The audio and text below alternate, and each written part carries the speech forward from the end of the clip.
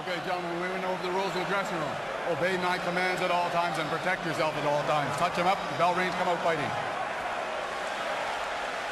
When Roy Jones Jr. was in his prime, he was so good, we didn't know if he was great. Could he overcome adversity? Could he beat the odds? The odds are against him tonight.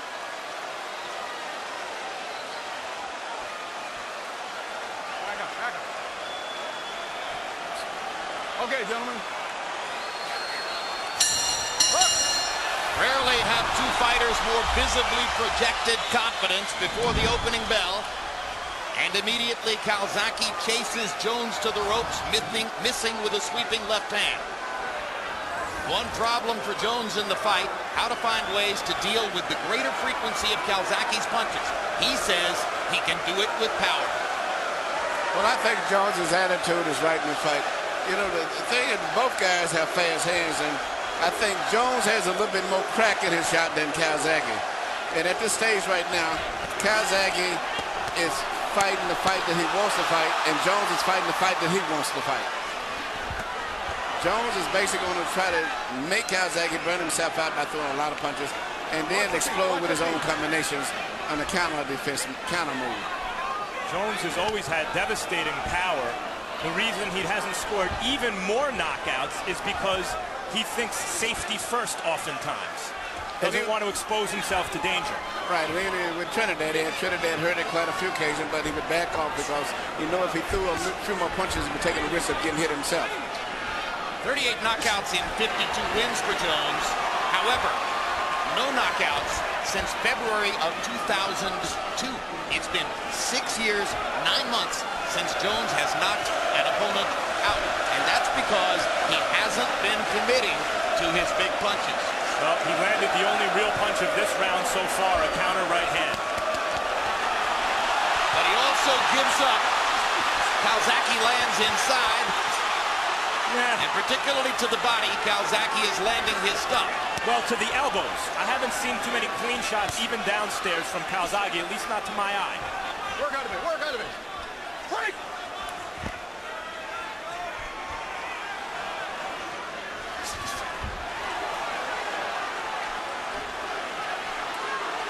Okay, break!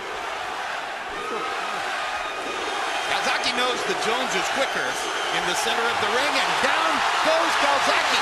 Just as he was down in the first round against Hopkins, he's down in the first round against Jones. And Jones makes his point that he can hurt Calzaghe in flurries inside. But he may not make it out of this one like he did with the Hopkins. He's much more hurt. He's seriously hurt. The other one's more of a flash knockdown. Much more badly hurt than against Hopkins. And fighting rather than trying to get away. Calzaghe's going to take the chance that he can keep fighting with Jones after taking a big shot. Well, and he goes forward, wading in. But Jones is going to have a 10-8 round with which to begin the fight. But this is not something that Jones likes to do, so he may end up, if he doesn't stop Calzaghe, getting in trouble himself. An amazing turn of events in round one.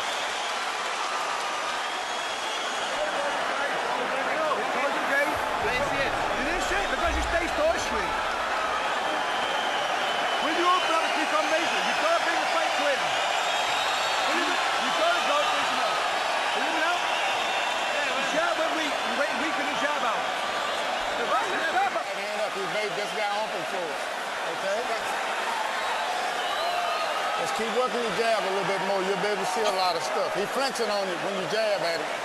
Feint and go. Feint punch. Here we see Roy Jones land a jab in the eye, which really obstructed the vision of Calzaghe. And then as Calzaghe was going down, he got hit with a punch that Jones just shot in anticipation of the way his head was going to be. Perfect punch. Although it looked like he hit him with his wrist, yeah, his forearm. But he didn't see it. You know what I mean? He didn't see the punch. So there's blood on the bridge of Calzaghe's nose. He's already been down in round one. Jones has a confidence builder. Just as was the case against Hopkins, Calzaghe has to dig out of a hole. CompuBox numbers in the first round: Calzaghe 13 out of 58, Jones 9 out of 34. You can expect to see Joe try to boost his punch output and go to a higher number. Watch your feet, watch your feet.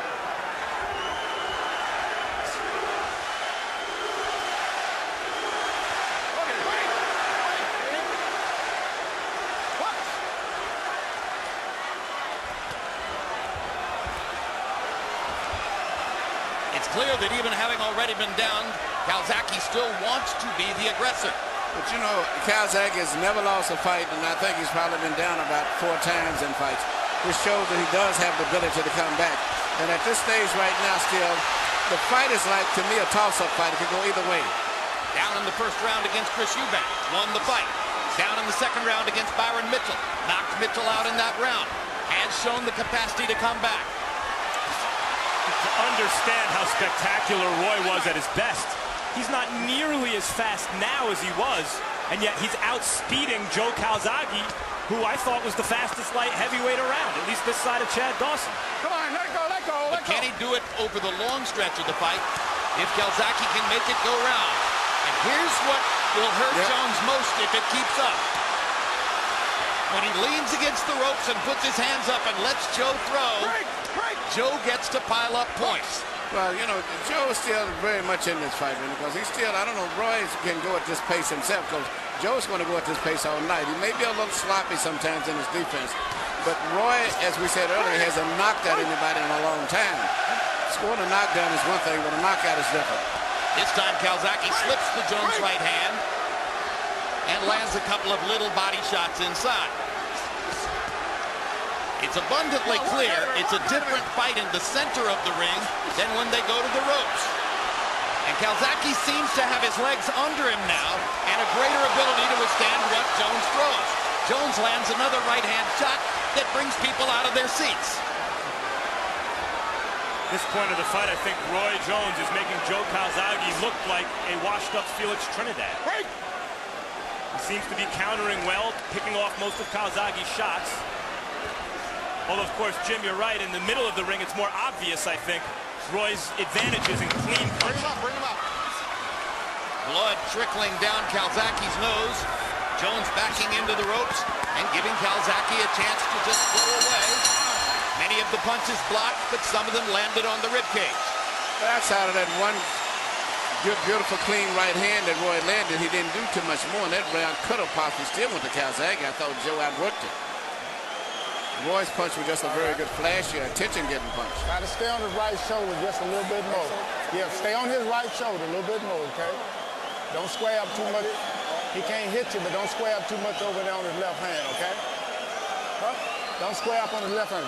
Stay on his right shoulder a little bit more. You're going to be able to get your hook in. His right side? Yeah, stay on his right shoulder. Just line up on his right shoulder. To my left? Yeah. You'll be able to get your hook in. You're dropping that right hand quite a bit. Huh? Joanna Larvin, Joe Calzaghe's girlfriend, one of the stars at 24/7, much to worry about early in the fight. Let's go. Clear the corner. How many times have you seen the fighter's wife or the fighter's girlfriend unconsciously put her hands in the praying position? And apropos of what you said, Emmanuel Stewart, in the second round by CompuBox numbers, Calzaghe landing 23 of 76 to Jones 8 of 34. However, Harold Letterman gave the round to Jones on his scorecard. That would put Calzaghe 3 points in the hole in a fight in which he hopes to dominate the second half of the fight.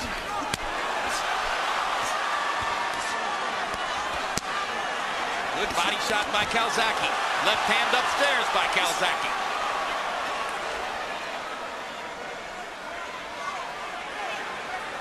Over the last half round or so, Calzaghe is landing much cleaner to the body. And he gives judges every reason to score for him, Joe Calzaghe does. Come on, work out of it, work out of it. Good body shot by Jones. Calzaghe unfazed. Goes at him with his hands held low. You know, Roy's punches are much more flashy and much more powerful. But, you know, unless he throws really... one punch at a time, and Calzaghe